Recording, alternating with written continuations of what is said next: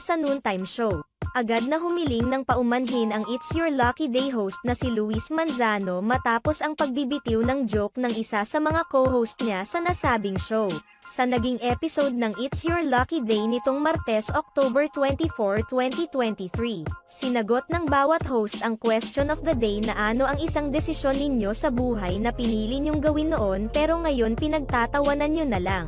Tulad ng nakasanayan, si Petit ang naunang sumagot. Siguro sa jowa. Tila totoo ang kasabihan na pag-ibig pag tumama sa puso, hahamakin ang lahat masunod ka lamang. Ibinahagi pa ni Petit ang isang kwento ng kanyang ex na nagkaroon umano ng kidney failure. Kasi ang ex ko nagkasakit siya. Nagkaroon siya ng kidney failure.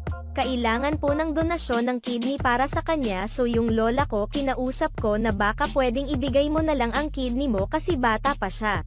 Hindi pumayag ang lola ko, so ang ginawa ko,